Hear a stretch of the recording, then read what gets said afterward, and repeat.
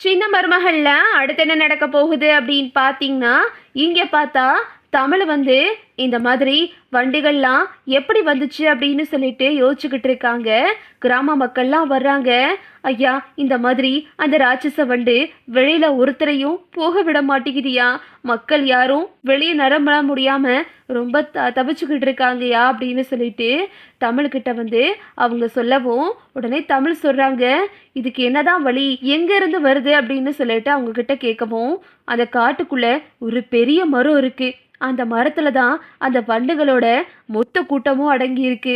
அந்த வண்டுகளோட இடத்த தீய வச்சு எரிச்சிட்டோம் அப்படின்னா அந்த வண்டு வரவே வராதியா அப்படின்னு சொன்னபோது, உடனே தமிழ் சொல்றாங்க, நான் காட்டுக்குள்ள போய் அந்த வண்டெல்லாம் அழிக்கிறேன் அப்படின்னு சொல்லிட்டு தமிழும் சொல்றாங்க.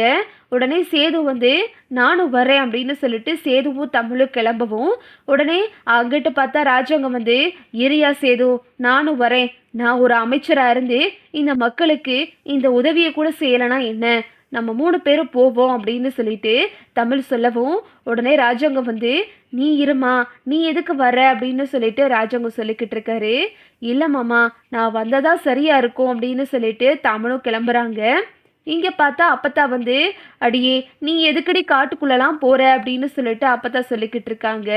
இல்லாமாச்சி, அங்க பாருங்க, சின்ன சின்ன குழந்தைங்கள்லாம் எவ்வளோ அவதிப்பட்டுக்கிட்டு இருக்காங்கன்னு பக்கத்துல தான் இருக்குன்னு சொல்றாங்க. நாங்க போயிட்டு அந்த வண்டுகளை தீய வச்சு அழிச்சிடுறோம் அப்படின்னு சொல்லிட்டு தமிழ் சொல்லிக்கிட்டு இருக்காங்க. அப்புறம் பார்த்தா இங்க வந்து தமிழ், சேது அப்புறம் ராஜாங்கம் 3 பேருமே வந்துட்டு காட்டுக்குள்ள போறாங்க. காட்டுக்குள்ள போய்கிட்டு இருக்கும் போதே அங்கங்க சத்தம் கேட்க ஆரம்பிச்சிருது. தமிழ்னால நடக்கவும் முடியல. நொண்டி நொண்டி போறாங்க. காலில் வந்து ஸ்டிக்கை வச்சு நடந்து போய்கிட்டு இருக்காங்க. அப்பத்தான் வந்து சாமியை கும்பிட்டுக்கிட்டு இருக்காங்க.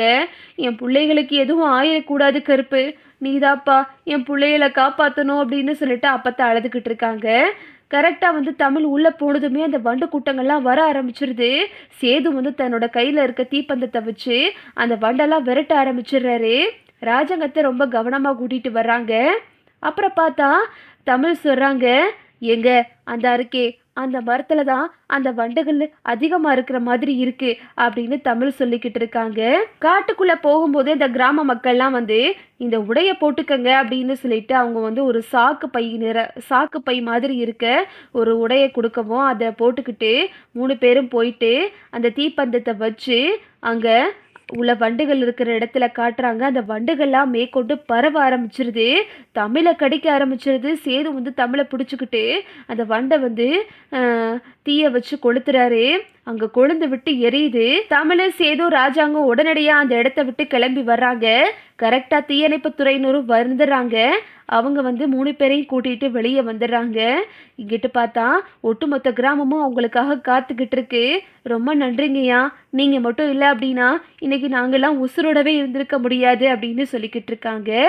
அப்புறம் பார்த்தா அந்த வண்ட பிரச்சனை எல்லாத்தையும் முடிச்சுட்டு வந்து வீட்டுக்கு வர்றாங்க. தமிழ்ச்செல்வியை வந்து ராஜாங்க பாராட்டி பேசுறாரு. நீ ஒரு துணிச்சலான பொண்ணுதாமா, என்னதான் தனக்கு காலில் பிரச்சனை இருந்தாலும் அதெல்லாம் பொருட்படுத்தாம கிராம மக்களுக்கு ஒன்றுன்னவும் ஓடி வந்து உதவனியே, நீ பெரிய ஆள்தாமா அப்படின்னு சொல்லிட்டு தமிழை வந்து ராஜாங்க புகழ்ந்து பேசுறாரு. உடனே இந்த நியூஸ் எல்லாம் டிவியில் வர ஆரம்பிச்சிருது. இங்கே பார்த்தா தலைவரெல்லாம் ஃபோன் பண்ணுறாரு. நீங்கள் வர வர நம்ம கட்சிக்கு இன்னும் பேரும் புகழையும் தான் சேர்த்து கொடுக்குறீங்க அப்படின்னு சொல்லிட்டு தலைவர் வந்து ராஜாங்கத்துக்கு ஃபோன் பண்ணுறாரு. சரின்னு சொல்லிட்டு எல்லாரும் ரொம்பவே சந்தோஷமா இருக்காங்க. அப்புறம் பார்த்தா திரும்பவும் மறுநாள் மெடிக்கல் கேம்ப் ஆரம்பிக்குது. கண்மணி எல்லாரும் இங்கே இருக்காங்க. மெடிக்கல் கேம்ப் வந்து எப்பவும் போல நடந்துக்கிட்டு இருக்கு. இங்கே ராஜாங்கத்தை கொலை பண்ணுறதுக்காக அந்த அடியாளுங்கள்லாம் வர்றானுங்க. ஆனால் ராஜாங்கத்து கூட சேதுவும் இருக்காரு. தமிழ் தான் அன்னைக்கு அங்கே போயிருக்காங்க. அப்புறம் பார்த்தா அந்த டாக்டர் வந்து கண்மணி கிட்ட இருந்து ரத்தத்தை எடுத்ததுல அதில் ஏதோ தவறு இருக்கிற மாதிரி அவங்க ஃபீல் பண்ணுறாங்க. என்னது, இந்த பொண்ணோட ரத்தம் ஒரு வித்தியாசமாக இருக்கே அப்படின்னு சொல்லிட்டு டாக்டர் பார்க்குறாங்க. இது யாரோட ரத்தம் அப்படின்னு சொல்லிட்டு பார்க்கும்போது ராஜாங்கத்தோட பொண்ணு கண்மணியோட ரத்தம் தான் அப்படின்னு சொல்லிட்டு டாக்டருக்கு தெரிய வருது. அந்த பொண்ணு கொஞ்சம் கால் நடக்க முடியாத பொண்ணு தானே அப்படின்னு சொல்லிட்டு டாக்டர் வந்து தமிழ்கிட்ட கேட்குறாங்க. ஆமாம் மேடம், அவங்களுக்கு கால் நடக்க முடியாது அப்படின்னு சொல்லும்போது டாக்டர் வந்து சொல்கிறாங்க, இவங்களோட ரத்தத்தில் ஒரு விஷயம் அதிகமாக இருக்கு. அவங்க எடுத்துக்கிற மாத்திரைனால தான் அவங்களுக்கு இப்போ கால் குணமாகாததுக்கு காரணமே.